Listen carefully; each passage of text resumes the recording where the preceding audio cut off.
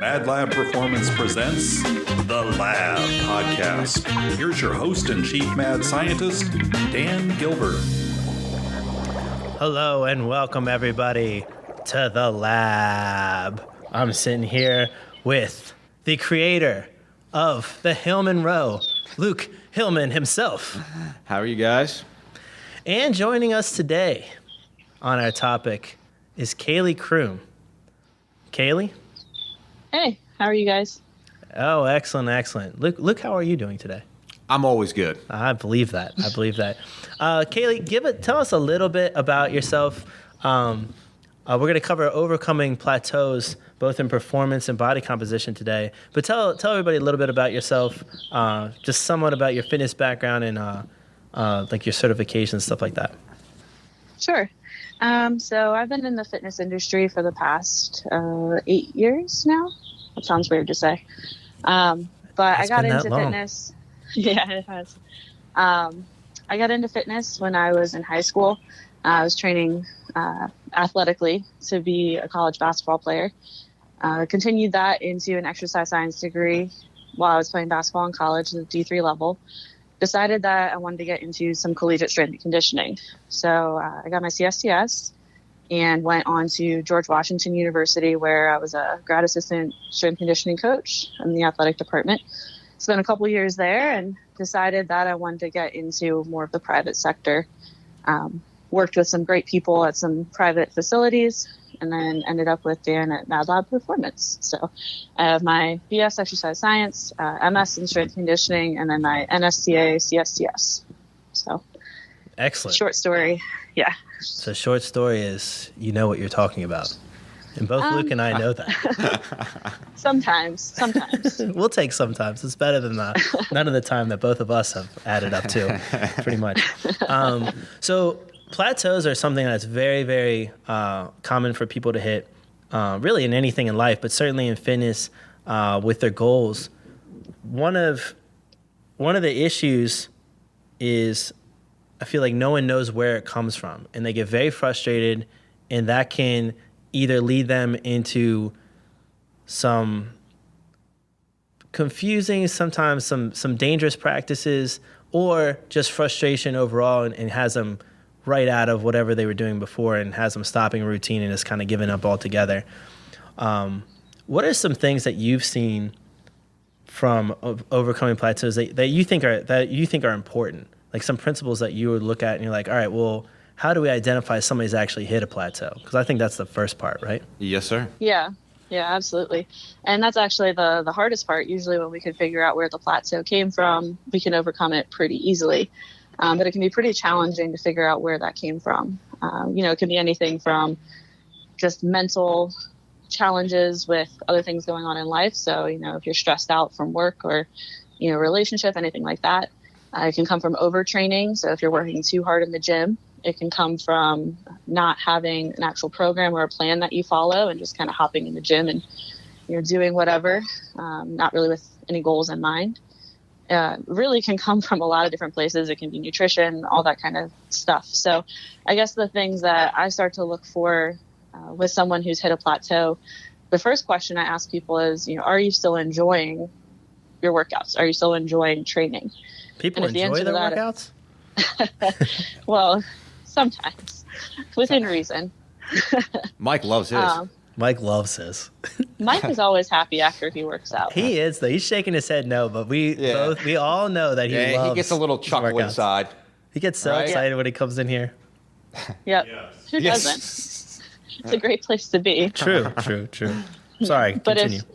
No, you're fine. But, if people aren't seeing the results, or they're just not happy with what they're getting out of the gym, or they're not enjoying things that they previously enjoyed before, that would be an issue. So for example, if Luke's not enjoying doing his tricep workouts anymore, he's probably hit some kind of plateau. So that it's a dark day if that happens. Yeah. Yeah. So that would definitely be a sign to me that we've hit a plateau, and now we just need to figure out what's causing that.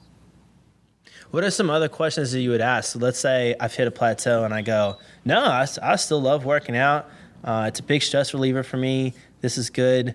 I just don't know why I'm not getting the performance gains, or I'm not seeing changes in my body or whatever. And then also, just kind of two-part question. Sorry to make it a little bit confusing, Cayley, but I like to keep you on your toes. What are the differences of some questions that you would ask for maybe like a performance-based, like performance goal-based client? So somebody that's trying to improve performance, whether it be strength or some kind of athleticism, or a body composition client, somebody that's trying to lose weight or just gain muscle. Like, are there different questions you would ask them, or would you ask them the same kind of blanket questions for both? Sure. So there would be different questions that I would ask. A lot of the questions I would ask are based on the person's training age. So, how long they've been working out. If it's somebody new, they're probably just figuring out, how to work out instead of really hitting a plateau. For performance-based, my questions would probably focus on their programming. So, what are you doing day to day in the gym? What are you focusing on? Are you following a program, or are you just going in the gym and kind of lifting however you feel like lifting? I used to be a competitive power lifter, and a lot of times in that realm, I guess, people will just max out all the time and lift heavy all the time. And that can actually lead to some serious plateaus, which sounds weird because you're trying to build strength, but it's a huge problem. So for somebody like that, because that's actually a really good example, and you do see a lot of plateaus in strength. Mm-hmm. Like you'll have somebody that goes, well, I can never get over X amount in my deadlift. I can never get over this much in my bench press, or whatever they're trying to do, right? What are some things that you look for in their programming, besides just maxing out all the time? Or even if it is that, what are the things that you look for, and then what are the things that you make changes with? Sure. So again, that's kind of a loaded question because it's dependent on each person. True. But one of the big things that I would look for is the balance of exercises, right? So we have our 6 main movements. Sometimes people will focus too much on one thing. So a good example of this is our friend Spencer. I hope I'm allowed to say his name. But he's a very strong dude. Very strong guy. Yes. I don't think he's competed in powerlifting yet, but he's been training like a powerlifter for years. And he came to me to help him with his programming because he had hit some plateaus. So we sat down and we talked about the different things that he'd been doing. He showed me some of his workouts, things that he'd written up or programs he'd been following. And I'm looking through it and I was like, well, Spencer, you're not doing any unilateral work for any of your exercises. He's like, well, what do you mean? It's like, well, you're doing deadlifts, you're doing squats, but you're not doing, your super leg RDLs or lunges or anything like that. He's like, oh man, I hate that, Spencer would say. A lot of times what we hate is what we most need. Yeah. Right. But I had to explain to him, sometimes we don't get the full muscle recruitment or the stabilizing recruitment that we need for those muscle groups in bilateral exercises. So we have to add in unilateral exercises to enhance the muscle recruitment for those stabilizer muscles, which in turn will help with more strength output. So some of his muscles were just underdeveloped, basically. And then another thing for him, so he is a big back squatter, and then when he deadlifts, he sumo deadlifts. He can deadlift over 600 pounds. It's insane. But I pointed out to him, he always squatted in lifting shoes. So, with a little platform. And then he was always sumo deadlifting. And he was like, oh, my hamstrings just hate me. Like, they're always so tight. I just can't get them to loosen up. I can't do RDLs. It's like, well, Spencer, it's because almost all of your lifting is quad dominant. Because, he's doing these sumo deadlifts and squatting with the lifting shoes on, which changes the angle at the patella, which makes it a more quad dominant exercise. Absolutely. He's like, right. And so he was like, oh, I never thought of that. So we just switched up a couple things. He started squatting barefoot. He put in some more conventional deadlifts, different variations just to kind of get the hamstrings more involved. And all of a sudden, his squat was going up and his sumo deadlift was going up and his hamstrings felt a lot better. So sometimes it's just filling in the gaps with the exercises that they're missing, if that makes sense. Yeah, that makes perfect sense. And so obviously, you don't load up every time you go in the gym, right? So and you just got to push through it, right? Got to push through it. Isn't that how Always. it works? Yeah, no matter what, even if it hurts, you just got to do it, man. Yeah. Yeah, I think that is, I relate to that struggle a little bit because, having been an athlete, I have a friend that I work out with now, and we talk about that a lot. Like, you feel like you just always have to go really hard. Like, if I'm not going hard, if I'm not dying at the end of the workout, I didn't do anything. But that's not true. right? You have to kind of progress things. You have to have a plan. You have to have a strategy. How do we get to the point where we can max out and do it effectively and feel good, and then cycle back down so we're building strength again? Right, because it's different than being on a field or on ice or on the court or wherever you are, because then it is max effort. Like, you want to leave everything on whatever surface you're playing on, right? Exactly. But when you're in the gym, you have to be smarter about that, because it's supposed to support whatever you do athletically. Right. I think that's a very good point for sure. And then to answer like the other part of your question, nutritionally, body composition wise, I guess is what you said, but yes, nutrition is the first thing that I would look at. You can work your butt off in the gym, but we all know that saying, you can't out exercise a bad diet. It's true. As much as I would like it not to be true, it's very true. You have to be eating well to see those types of results. So if you're not getting the body composition results that you want, the first thing I'm going to look at is your nutrition. Wait, before we get into that, because I do want to, that's obviously a huge part of it.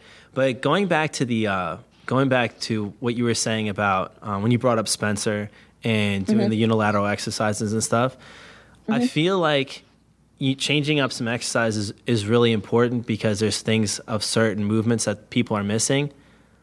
But a lot of times what you see as advice to people is you just need to completely change up the exercises because your body has gotten used to them, or you need to change up the order of exercises. Can you hit on that? Because I think a lot of people get confused about that. Which is ironic, because it's called muscle confusion. Right. Right. So there's a lot of different ways to stimulate your muscles, right? But the thing is, there's a lot of fancy workouts out there. There's a lot of trainers who want to seem, they do it for the gram. Let's just put it that way. No one does that. Are you kidding me? What's Instagram? Jeez. But really, at the end Luke's of the day, an aspiring Instagram model, by the way. Well, he's not aspiring. He is an Instagram model. Yeah. You're a couple followers away from the blue check mark, I'm sure. Luke, you got to drop that tag there. Yeah, exactly. Handle. Yeah.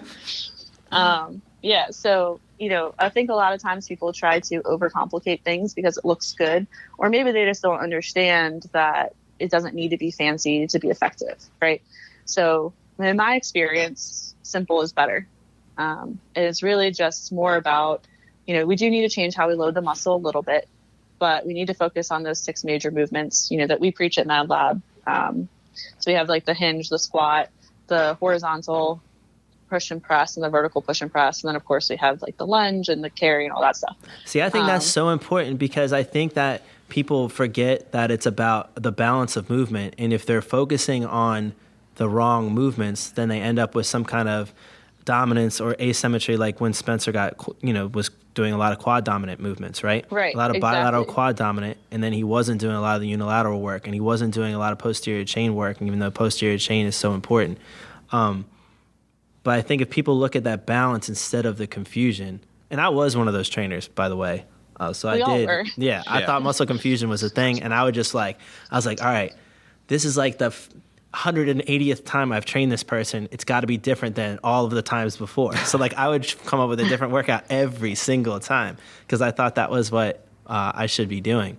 Right. But yeah, not so much the case. Continue. Sorry. Oh no, you're fine.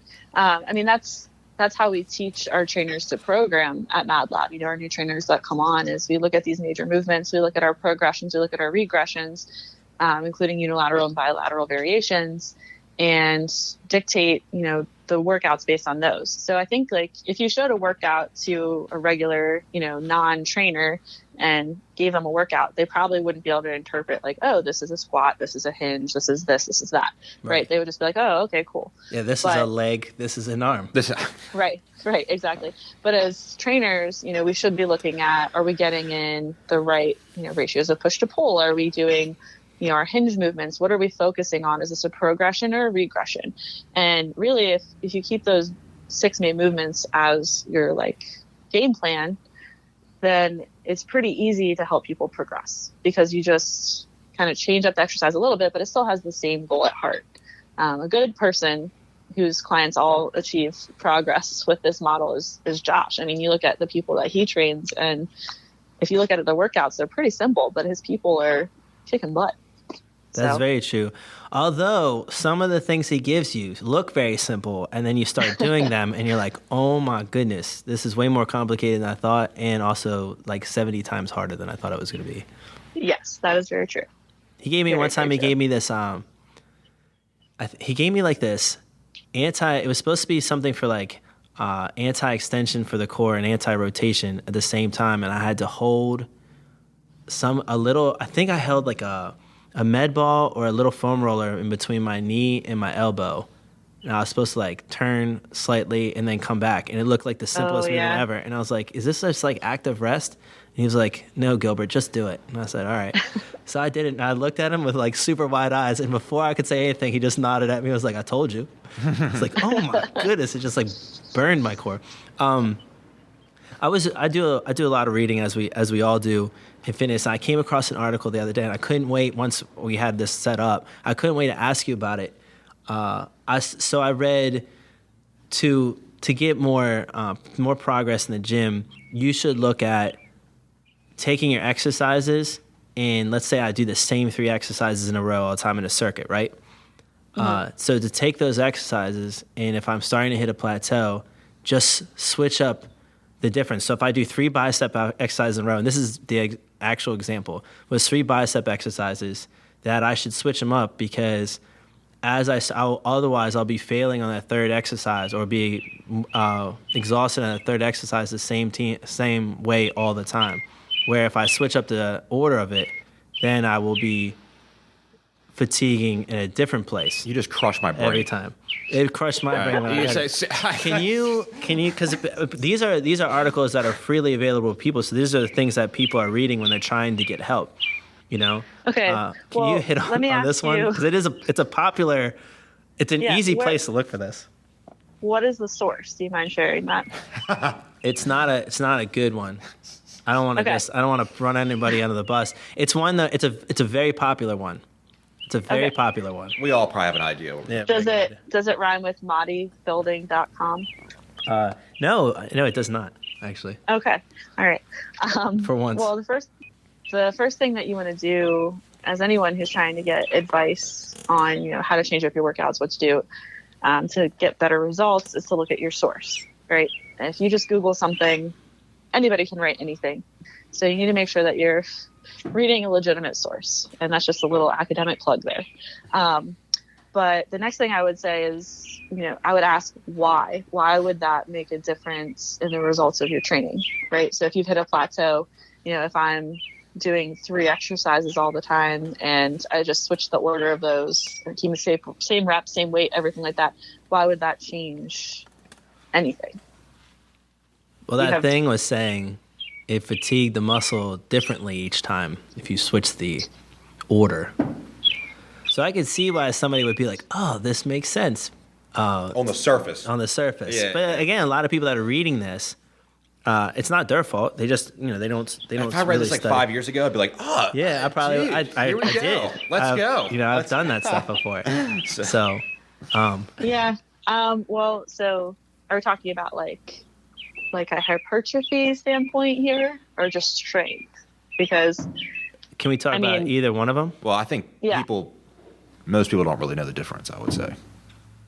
Yeah, that is true. A lot of times they don't. Yeah, they don't. So like, it's both. Strength and hypertrophy are considered the same thing.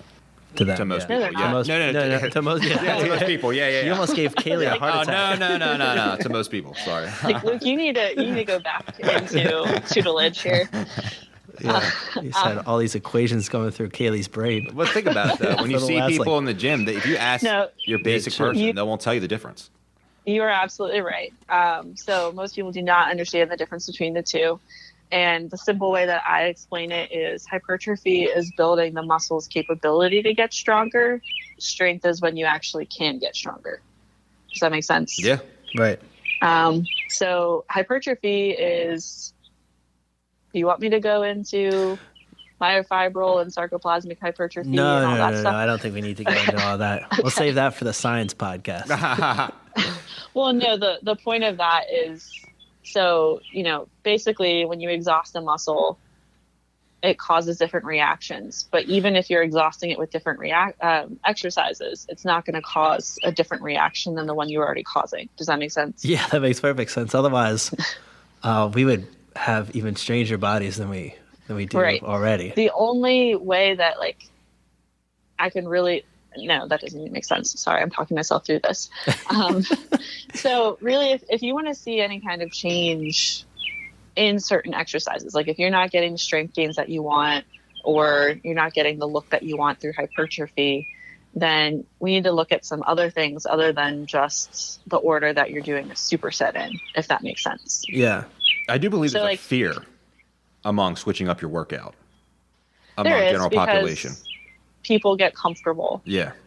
It's just it's a fear of discomfort that anybody has with anything, for sure. Yeah. So people are going to fear exercises. Yeah. I mean, really, even if you look at us, like if you look at our own programs, sometimes we start to gravitate away from stuff we should be doing because we're just not as good at it, even though those are things that we should be implemented into our programming all the time. Right. So it's just a natural human occurrence. That's why it's good to have other eyes on your own programming, for sure. Yeah. So, if we're just talking about 3 separate bicep exercises and just switching the order of those, that's not really going to do much for you, right? You want to look more at how many reps are you doing? What are your rest periods between sets? What weight are you using? Are you doing a tempo, or are you just, rushing through everything? There's a lot of ways to change it other than changing the order of exercises. I mean, if you really want to change the order because you're bored, that's fine. I just don't think it's going to do much for you.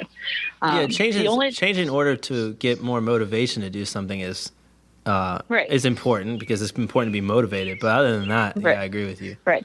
Now, the exception to that is if we're talking about your whole workout, then exercise order is extremely important. So you want to do your strength and power exercises last when you're exhausted. Extreme exhaustion. You get more conditioning first. Yeah. And with the cleans and snatches, that's definitely what you want to do. Yeah. Any complicated exercise you want to do at the very end when you're exhausted, and so it's more dangerous. Right. When your muscles can't. Danger breeds growth. Yes, for sure. We're kidding, by the way, everybody. So please don't. 100%. Yeah, 100% kidding. Please continue on this, because this is really important as well. Yeah. So this is something that we see a lot in the gym. And it's just because we have the background knowledge to understand why the order matters that, we want to speak up on it. So, typical gym goer that has the same demographics as myself. So, in the late 20s, trying to work out, trying to build some muscle, female, what's the first thing she's going to do when she walks in the gym? A lot of times probably hop on the old T-mill. Yes, the great old treadmill. Hop on the treadmill. Oh, yes. I was like, I shortened it for your brain, Luke. Yeah, didn't work that time. Damn it. Yeah. Hashtag team meal. But they're going to hop on the treadmill. Then you're going to probably see all kinds of crazy stuff. And then maybe some heavy squats later, air quotes, heavy squats later, and, maybe some deadlifts. I see it all the time. People burn themselves out on the T-mill. Yeah. Or whatever. So the problem elliptical with that sometimes. The problem with that is multifaceted. So, you have the depletion of energy stores. So depending on how hard you go on the treadmill, you might actually take up all the energy that you need to lift well afterwards. So you're going to kind of burn yourself out. It's going to make your muscles less stable. They're going to be more fatigued, so you might not be able to lift the amount of weight that you need. And for everybody listening, we are talking about, if you're doing some of these things intensely, getting a little blood flowing is important. We'd rather you to go through more of a dynamic and specific warm-up for whatever you're going to do that day. But getting some blood flow is good, and if it's going to give you some motivation to just walk on the treadmill or do a light jog or something like that before you do any of these things, it's not terrible, depending on, again, how intense it is and how long you're doing it for. Right. Yeah, absolutely. I mean, foam rolling basically is just increasing blood flow. So if we're just looking at increasing your blood flow, then that's fine. But if we're looking at hey, I'm going to do my sprint workout or my 5-mile run before I go do my other stuff, then that's a problem. just because it's going to take away from our energy stores. If you're truly trying to get stronger in the gym, you need those energy stores and you need the stability in your muscles to lift the weight that you need to be stronger. Does that make sense? That makes perfect sense. So, that's exercise order is really important there. So we have the warm up, and then we want to do our, main movements. So our heavier movements, our multi-jointed movements. So things like our squat, deadlifts, even overhead press. We want to do those things first because they require the most energy. So it's kind of like a hierarchy of energy needs, if that makes sense. So heavier things that are a little bit more complicated come first. Anything that's power always goes first. Then we move to more strength, and then we can break it up into more accessory type movements. So maybe more unilateral, maybe more single jointed exercises, that type of thing. But you want to save, you want to have the highest energy when you're doing those hard, complicated movements, and then let it progressively deplete as you get towards the end of your workout. Yeah, that makes sense. Well said. Can, before I cut you off, because I cut you off when you started going into body composition, can we go back to plateaus and body composition as well? Because I think that's another thing that people plateau in and they have no idea why. And then, again, they get frustrated with whatever's going on and they just stop or turn to other means or pills or like something crazy. So right. Body composition is a hard one. If we're talking about like weight loss body composition, like I want to look better, I want to feel better type of thing. Yeah. So a lot of times when we get people coming in the gym, they haven't really done anything yet. They just know they need to start somewhere and they probably need help. So as a trainer, we're helping them with their nutrition. We're also starting to work out. We're teaching them movements. We're doing all kinds of things. And when you first, yes, it's a little overwhelming. So kudos to all of those people because it's a lot to take in. Yeah, absolutely. But the thing with weight loss is when you first come in and you start exercising and you change one or two things in your diet, you're going to see results pretty much up front, at least with how you feel. If we just reduce your calories a little bit or we take out some of your junk food, you're going to feel better like immediately. And then add on top of that, we're working out 2 days a week. You're moving more than you did. You might see some results in the scale as well. But the problem is, and this is a good problem and a bad problem, our body adapts to things very, very, very well. So it's good because it keeps us from getting hurt. It allows us to make strength gains. There's a lot of things that it does for us, but it's also a detriment because, now we have to change more things to lose more weight. So, if you're trying to do this on your own, when you hit a plateau with your weight loss, like I said, the first thing I would look at is your nutrition. Absolutely. So, what are you eating? How much are you eating? Are you drinking enough water? Are you sleeping enough? Sleep isn't really nutrition, but they usually are talked about in the same type of conversation. Certainly, it's a recovery chess piece. Those two are probably the biggest thing on how people plateau when it comes to especially composition. I would say so. Lack of sleep and lack of nutrition, whether it's not enough calories, too many of bad calories. There's just that's just what I see and hear. Yeah, I think so. On this, you're absolutely right. The other thing we see a lot is people taking out entire macronutrients with the idea that it's going to cause a problem. So like, oh, I'm not going to eat fat because it's going to make me fat. Or carbs make me feel bloated, so I'm just not going to eat them. Carbs are basically the Antichrist, aren't they? Yes. Pretty much. Okay. I've actually had people too say like, oh, I'm not going to eat protein because it makes me feel bloated and really full. I'm like, well, that's the point. Yeah. The full feeling is certainly the How can I be full before the carbs? Also, sometimes I think that people have sensitivities to certain foods, and then they equate whatever the macronutrient is of the food, whether it be carbs or protein or whatever, to the way that they're feeling, where they could eat other forms and be fine. Yes. Yes. Yeah, for sure. And there's also a lot of fad diets and misinformation out there that are very misleading. And if you don't know where to go to get source information, it's extremely confusing. Yeah, they're like, well, I had carbs today. What did you eat? I ate a loaf of garlic bread. Now I feel bloated. Huh. You can sell any diet because on the surface, they all sound like they make sense. Yeah. On the brief surface. The wording, marketing is just so it's incredible. And advanced now. On the surface as well, they are usually fairly successful. Yeah. Which is also extremely confusing. Like, oh, I did the South Beach diet for 3 months and I lost so much weight, but then I stopped and I gained twice as much weight back. What happened?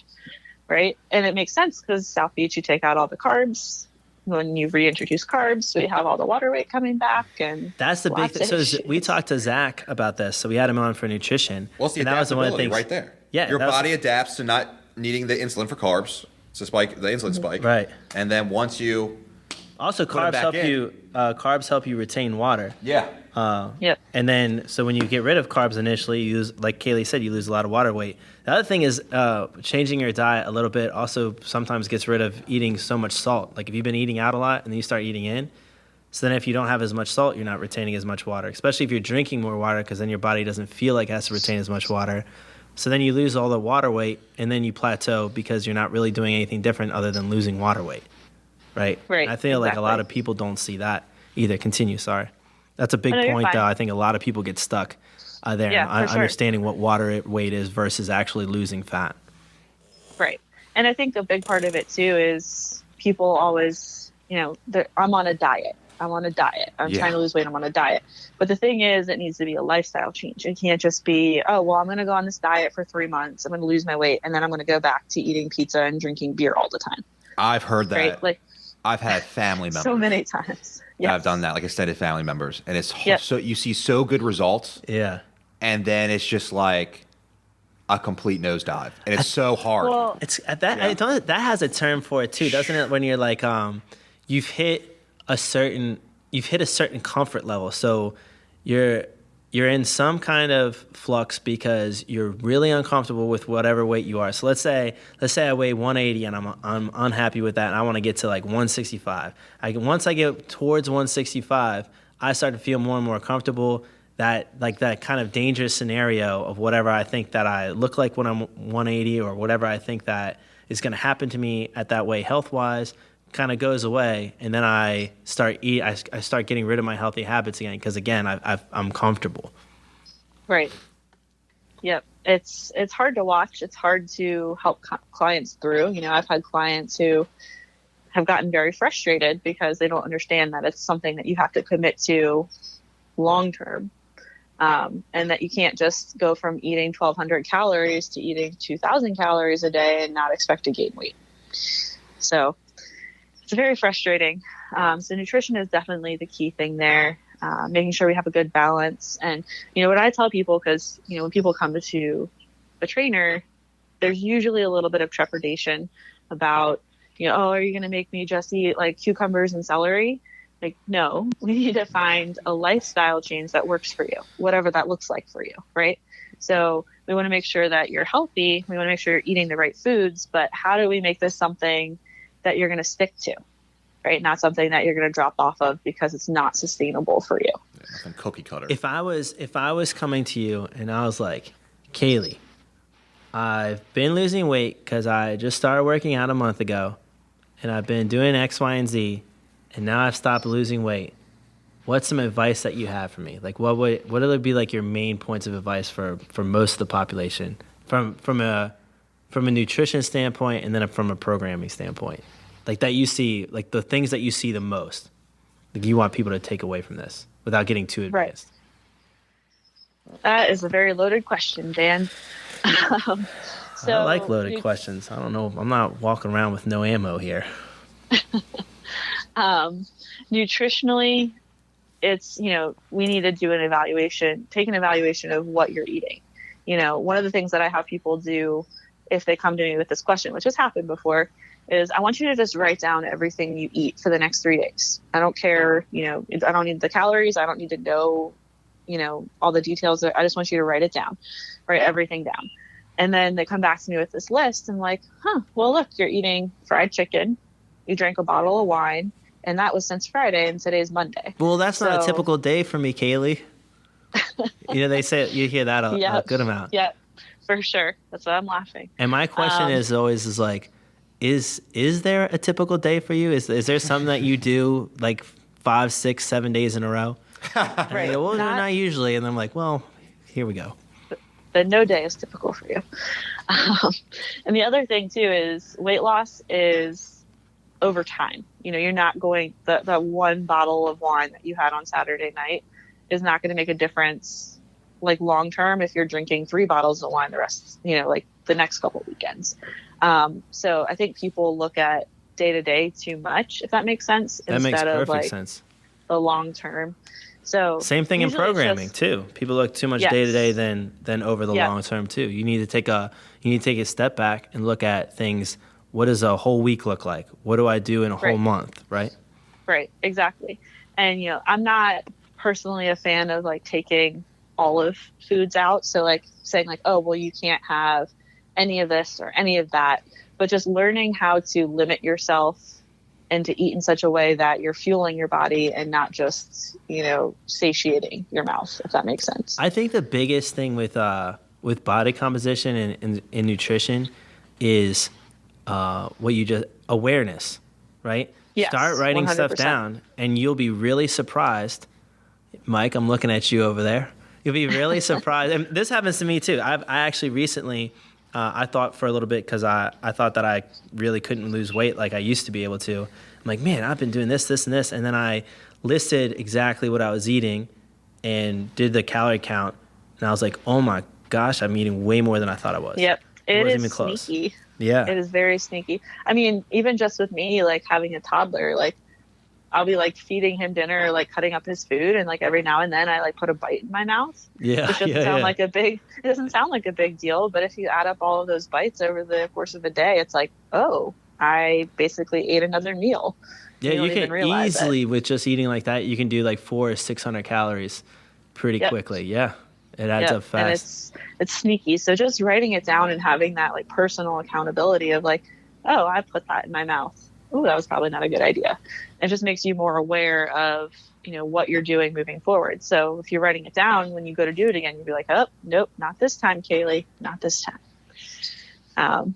So I think that's huge. The programming side of things is, again, a loaded question because it depends on what you're doing in the gym already. But I guess the number one thing I would say is you have to have a plan and a goal, right? So we come up with this goal of, okay, I want to lose weight. Great. Okay, but what are we going to do to lose weight? What are the other goals that we could put numbers on that are going to help you lose weight? And they change for different people. So, maybe it's, I want to be able to run a 5K. Okay, great. Maybe it's, I want to increase my deadlift number. Okay, great. But we need to have some sort of plan in place. Otherwise, it's just random chaos, right? Right. Yeah, I think that randomness is something that screws people up in the gym a lot as well. So you're saying be aware of what you're putting in your body, which sounds common sense, but again, I don't think a lot of people do. I think one of the first things I do with people nutrition-wise is I just want them to track something, right? I don't care like whatever else happens, but as long as they start tracking, then that brings awareness and then that starts to bring change, right? Exactly. And it's the same thing with programming. Start actually programming your workouts. Even if you don't even know what you're doing, start putting it on paper and seeing it. I always told, I told my athletes, I tell my clients, like, now we have Train Heroics, so it's easy for them to have their workouts tracked because we put it down for them. Right. But have a workout log. Like how are you going to know what you've actually improved if you're not keeping track of anything? So, even if it's just like a composition notebook, write down your workout, write down some of your numbers, the ones that are important to you if you don't feel like tracking everything. And just keep a log going because then you can see, your progress. It's also really encouraging to see where you've come from. And it doesn't have to be perfect. Oh, I think a lot of people get screwed up there too, both on nutrition and programming, is they feel like it has to be perfect. It doesn't. No. It just has to be put down and then evolve steadily over time. Yep. It has to be. So, one of the things that we talk a lot about in like performance psychology is making small, achievable goals. So if I, set a goal of like, all right, Dan, I want you to lose 50 pounds. Oh, Lord. And that's what I leave you with. That's going to be really overwhelming. Yeah. Right. Or, this is something like I've heard people say like, okay, well, I'm going to lose weight. And to lose weight, I'm going to go to the gym 5 days a week. I'm going to walk like 4 days a week. And I'm also going to go do yoga 6 days a week. And in 2 weeks, they're done. Right. Because they're burnt the hell out. Right. well, not only that, but it's overwhelming. Yeah. You might not even get to any of those. Just the idea of like, Sounds okay, like my social media goals. 2 weeks, Dan, it's done. The idea that you have to do all of this, you have to do it or you're failing, is a problem. So instead of setting a million goals at once and making them, this crazy amount of time or attendance or whatever, you need to make small, more attainable goals. So, I'm going to intentionally exercise 3 days this week. I don't care what it looks like. Are you going to go to the gym? Are you going to walk on the treadmill? Are you going to do yoga? Are you going to run around and chase your kid? As long as you're doing something to intentionally exercise, your goal is met. And that's a lot more attainable than these crazy, wild goals that just get you too scared to go, basically. No, I think you're exactly right. I think our impatience as a society, the old society of immediate gratification kind of gets in our way when we start 100%. Thinking about a lot of that stuff. Well, whenever you go to the highest achievable goal you're trying to get to, I think it's overwhelming anything. Was work. I mean, if someone says you need to go 0 to 100 in a week, you'd probably be like, what the hell? Yeah. I'd be so overwhelmed. Yeah. You know what I mean? So, I mean, Yeah, for sure. And it's good to have a larger goal, but you should have those smaller goals that lead up to it. All right, here's what I want to end up doing, but what are some little things that I'm going to change now? How long am I going to do these things before I move on to the next thing? And be aware and recognize them, because they'll make you feel better. Exactly. And then then it'll make you more confident as you go into more challenging goals. Right. And this is great, because this is another thing that I think really affects plateaus is the mental side of things, the psychological side of things. I'm not getting there as fast as I want to, so I just must be bad at this, or I must not be doing enough. And then that leads to burnout because you're pushing yourself too hard because you don't think you're doing enough, instead of having that patience, and which kind of comes back to your first question to people in general. Are you enjoying your workouts anymore? Exactly. Right. I think something that can really help with all of this too is just having accountability. That's, as personal trainers, that's what we do. That's why people hire us. But if you're not someone who wants a personal trainer, do you have a friend or a family member who can just hold you accountable and encourage you through this? The days that you come in and you're like, I didn't get anything done, I don't feel like I did a good job with my workout, they can remind you of your higher goal, or they can help you, focus on your nutrition, that kind of thing. But just having the accountability of someone to come alongside of you and help you, reach your goals is really important. Yeah, that's something that's forgotten a lot too. Cayley, do you have? I think we covered a lot today. Yeah, I'm impressed. This has been an awesome one. Yeah, for sure. I think this is really important. I think it's something that frustrates a lot of people, and almost everybody in their whole life has dealt with it in some way or another. So it's kind of good to get some information for it and to give some people some basic advice, and then also some more advanced things that they can do to overcome those plateaus. Is there anything that you feel like we missed, Cayley? I think it's important to remember that everyone's an individual. So, your buddy's workout program might not work for you, even if you're doing it exactly how they're doing it. Work for all. I think we see that a lot, though, don't we? I've been working out with my friend, and he's got these ripped biceps and quads, and I still don't have anything, right? That can be super discouraging. It might be some of the other factors like nutrition or sleep, but it could also just be that your body doesn't respond to the same type of program that your buddy's body does. So just remember that everything's individual, and what works for someone else might not work for you. Absolutely. I think that's really, really important too. And another thing that people forget. Well, thank you so much, Cayley. This has been. I've actually even learned some stuff. Yeah, I'm just kind of sitting here quiet, just taking it all in. The Luke Hillman way. Didn't let you get a word in edgewise. I try not to let him talk whenever possible. Okay, he's more of a late night talker.